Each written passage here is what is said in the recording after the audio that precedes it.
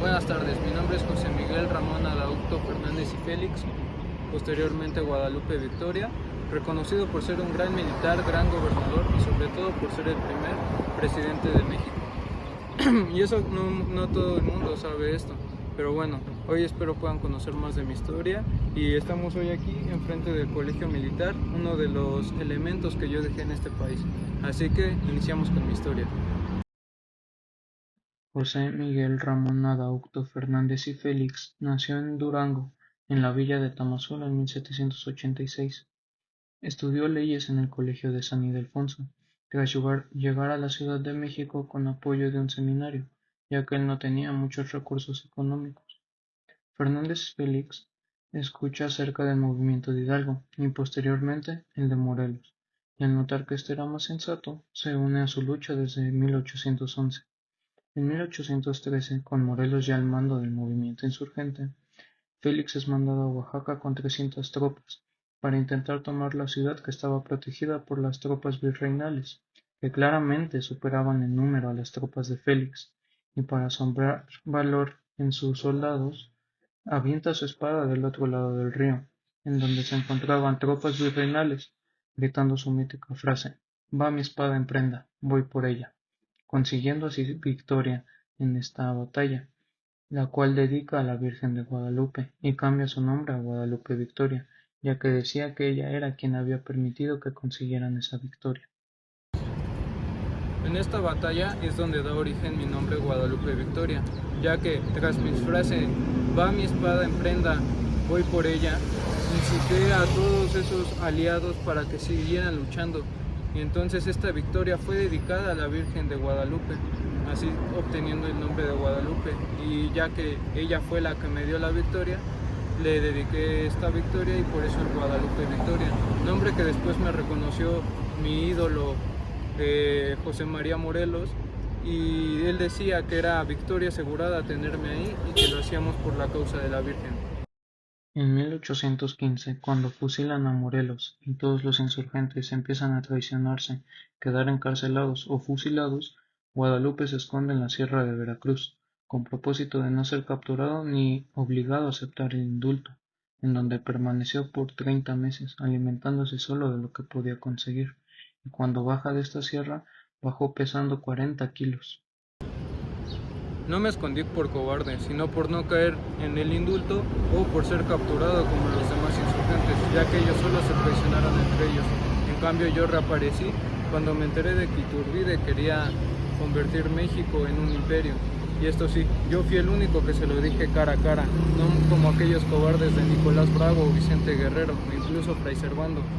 Y yo fui el que le dije que si seguía con ese plan de que México fuera un imperio, yo me iba a oponer a él para que México se convirtiera en la república que hoy somos. Siguió luchando una vez pasando la independencia, a pesar del nacimiento de México como un imperio, defendiendo la causa de Morelos, que era conseguir que México fuera una república. Fue el principal promotor del Plan de Veracruz, por el cual se proclamó la república y se forzó la abdicación de Iturbide. Tiempo después se reunió con Antonio López de Santana, Vicente Guerrero, Nicolás Bravo y Fray Servando Teresa de Mier para el derrocamiento del imperio de Iturbide. El plan de Casamata fue con el que logramos derrotar el imperio de Iturbide, en compañía de mi aliado Antonio López de Santana. Así que fue el promotor para la República Federal en la que se convertiría México en 1824, convirtiéndose en el primer presidente sobre de otros insurgentes que también lucharon con Morelos. Pero él ganó gracias a su gran prestigio y no por ser criollo como mencionan las malas lenguas. Su primer acto público como presidente fue dar gracias a la Virgen de Guadalupe en la Basílica.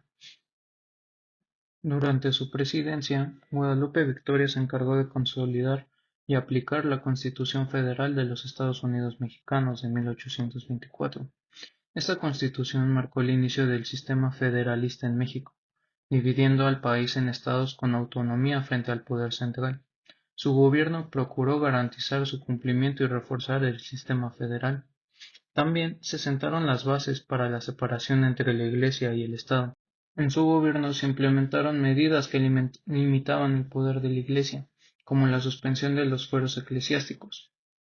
Él recibió el país en una gran crisis económica, así pidiendo el primer préstamo de México como república, que fue a Reino Unido por 3 millones de libras, dejándose una deuda externa muy grande, que fue pagada hasta el Porfiriato. Además de esto, firmó un tratado con Gran Bretaña y consolidó las relaciones con Estados Unidos, América Central y la Colombia de Simón Bolívar. Decretó el 20 de diciembre de 1827 la expulsión de los españoles residentes, mientras que los españoles o España no reconociera la independencia de México, lo cual sucedió hasta 1836.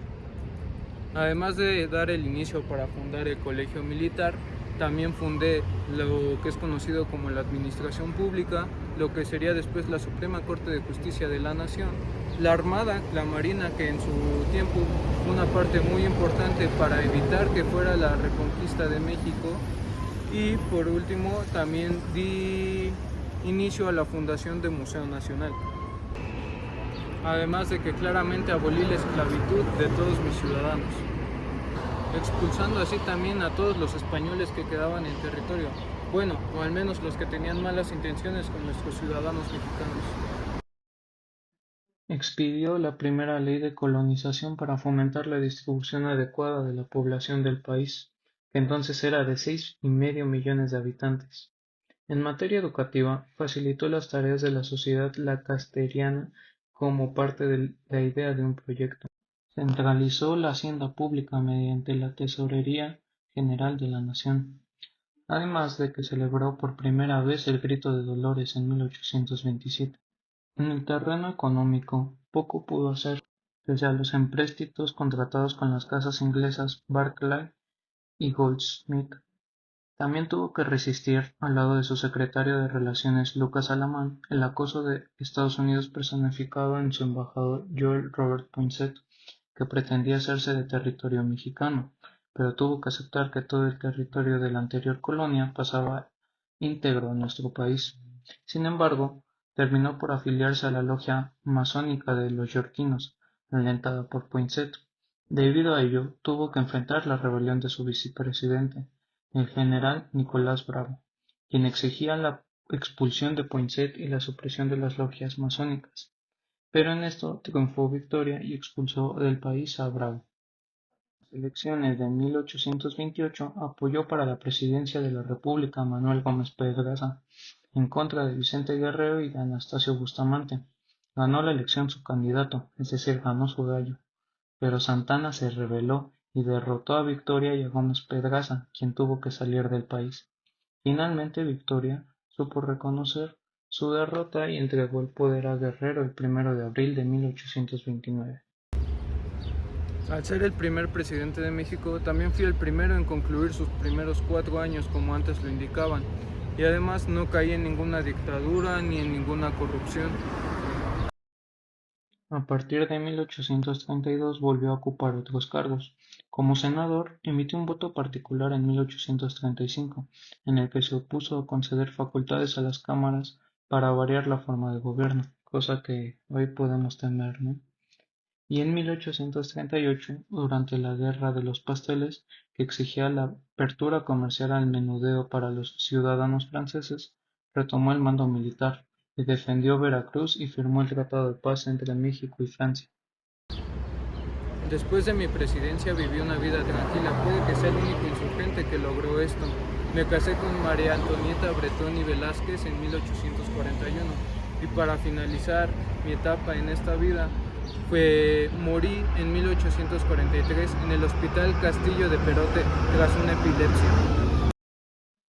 El 25 de agosto del mismo año, el Congreso lo declaró Benemérito de la Patria y ordenó poner en letras de oro su nombre en la sala de sesiones. Hoy, sus restos descansan en la columna de la Independencia de la Ciudad de México, es decir, el Monumento a la Independencia. Dato curioso: una vez que Guadalupe Victoria falleció en 1843, Florencio Cummins, el médico cirujano de la fortaleza de San Carlos, fue el primer lugar donde el primer presidente pereció. Cumplió con la última voluntad del originario de Tamazula, que fue repartir sus restos por el país que él ayudó a construir. pero sus vísceras fueron colocadas en dos recipientes que previamente fueron rellenados con aguardiente y vino. 4 años más tarde, durante la invasión estadounidense, unos soldados encontraron esos recipientes, los cuales bebieron sin saber su contenido, y así se ganaron un pase VIP con San Pedro. Así que, así como lo escuchan, Guadalupe Victoria sí participó en esa contienda. Bueno, con esto podemos concluir este video acerca de mi historia. Espero hayan aprendido un poco más, les haya quedado claro y puedan reconocerme como el personaje que realmente fui. Yo sé que no todos son malos ni que todos son buenos, pero creo que fui uno de los más decentes de este país y merezco más reconocimiento. Así que espero les haya agradado. Agradezco su visita a este canal y se quedan con más.